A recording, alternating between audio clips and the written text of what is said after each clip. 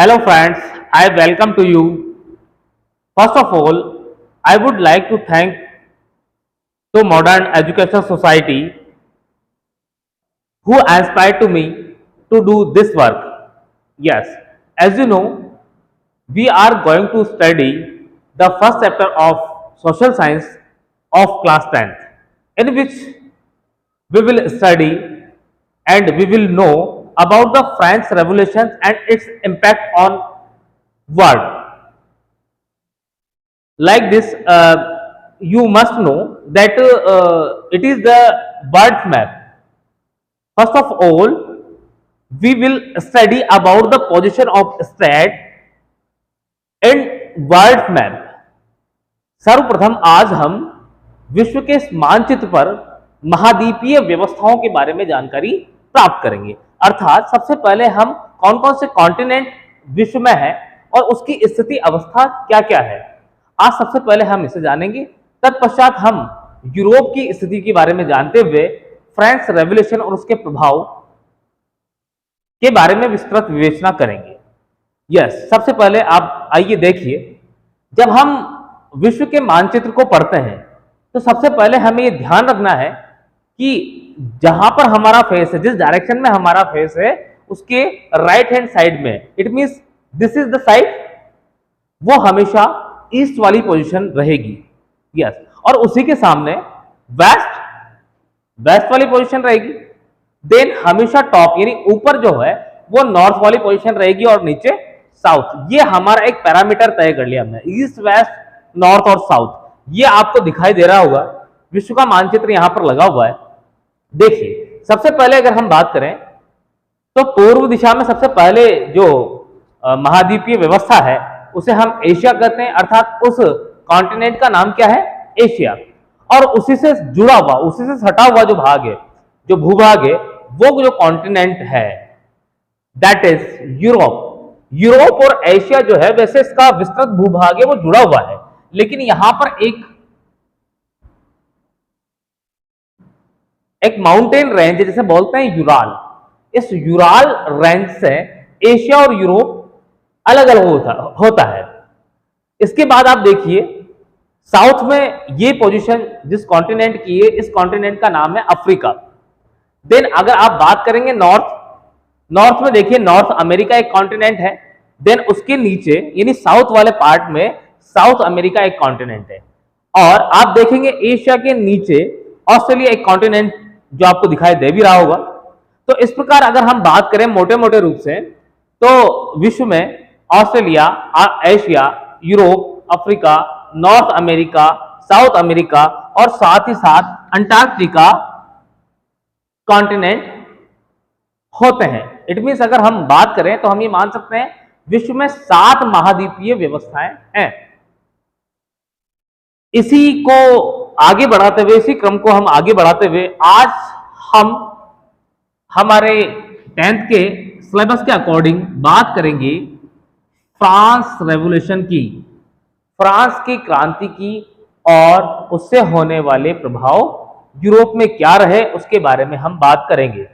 Yes, सबसे पहले आप देखिए, यूरोप की पोजीशन ये है, मतलब अमेरिका से वेस्ट. अगर हम बात करें पूरे वर्ल्ड के अकॉर्डिंग तो नॉर्थ वेस्ट पोजीशन किसकी है? यूरोप की. यूरोप में ही बहुत सारे स्टेट्स हैं. यहां पर अगर हम बात करें, ये वाला पार्ट अगर हम देखेंगे, बिल्कुल छोटा सा हिस्सा यूरोप का, जिसे हम मान सकते हैं वेस्टर्न पार्ट. अगर हम मान सकते हैं तो दैट इज फ्रांस. ये क्या है? फ्रांस. इसी के पास एक छोटा सा स्टेट और है जिसे हम बोलेंगे जर्मनी. इसी के नजदीक, मतलब आज की पोजीशन में मैं आपको बता रहा हूं, फ्रांस, जर्मनी, इन दोनों के बीच में यहां पर एक छोटा सा एक और स्टेट है, एक और देश जिसे बोलते हैं हम स्विट्जरलैंड. नाम तो आपने काफी सुना होगा. देन जर्मनी के पास एक और स्टेट है जिसको बोलते हैं हम लोग पोलैंड. और इस प्रकार एक ये निचला भाग जो है वो इटली का होता है. It means France, Germany, Italy, Switzerland, Austria, Poland, ये सारे के सारे कंट्रीज जो है वो यूरोप में ही सिचुएटेड है.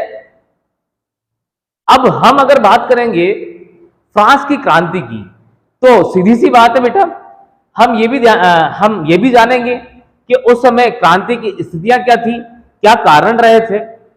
रिवॉल्यूशन के कुछ तो रीजंस होंगे, क्या रीजंस थे, उस समय का जो एम्परर था वो कौन था, उसके ऐसी कौन कौन सी एक्टिविटीज थी जिससे जो नॉबल्स हैं, जो सिटीजन्स हैं, वो काफी नाराज थे।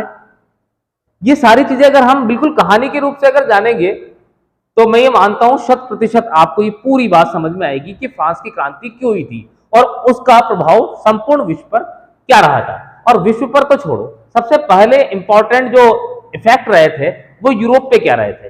जब यहां क्रांति होगी, ये देश स्वतंत्र होगा, तो बाकी के देश भी इनसे इंस्पायर होंगे या नहीं होंगे, वहां पर भी क्रांतियां होंगी, वो भी धीरे धीरे डेमोक्रेसी में आएंगे, अपने आप को इक्वलिटी में लाएंगे। तो हम ये मानेंगे, और अगर अध्ययन की दृष्टि से भी बात करें हम, तो फ्रांस की क्रांति इसीलिए महत्वपूर्ण है क्योंकि क्रांतियां तो बहुत सारी जगह पर हुई है, अमेरिका में भी हुई थी पहले, लेकिन सबसे अच्छी और महत्वपूर्ण और जानने योग्य बात यह है, फ्रांसीसी क्रांति से ही पूरे देश भर को, पूरी दुनिया भर को यह पता लगा था डेमोक्रेसी क्या होती है, इक्विलिटी क्या होती है। जब जब भी कोई मोनार्की सिस्टम, राजतंत्र अगर तानाशाही करेगा, तो लोगों के पास अंतिम शक्ति क्या रहेगी, ये सारी की सारी चीजें हमें कहां से पता लगी, फ्रांस की क्रांति से। इसलिए भी ये रिवॉल्यूशन इंपॉर्टेंट हो जाता है। हम क्रमबद्धता के साथ टॉपिक टू टॉपिक एक एक करके सारी बात करेंगे। आज मेरी या अभी मेरी बताने की केवल ये स्थिति या ये केवल इंटेंशन था ताकि आप लोगों को ये पता लगे कि फ्रांस की क्रांति के साथ फ्रांस है कहां। पहले ये तो पता लगे हमें कि भी फ्रांस है कहां। फ्रांस यूरोप का एक देश है और उसी के पास जर्मनी, उसी के पास पोलैंड, उसी के पास इटली, स्विट्जरलैंड, ऑस्ट्रिया, ये सारे ही देश उसी के आसपास, उसी की बॉर्डर के सटे हुए हैं। और आपने देखा होगा यहां पर एक बर्बन डायनेस्टी का एम्पायर था, लुई 16 जब यहां रूल करता था फ्रांस में, तो वहां पर सबसे बड़ी क्रांति हुई थी और उस क्रांति को आज हम अध्ययन की दृष्टि से देख रहे हैं, आज हम उसके बारे में पढ़ रहे हैं। तो आइए हम आज बात करेंगे। सबसे पहले आपके चैप्टर का नाम है नेशनलिज्म इन यूरोप। यूरोप में राष्ट्रवाद का आगाज कैसे हुआ, शुरुआत कैसे हुई। तो सबसे पहले अध्ययन या देखने वाली बात तो यह है कि नेशनलिज्म क्या है। आइए हम अब नेशनलिज्म के बारे में जानकारी लेंगे। ओके,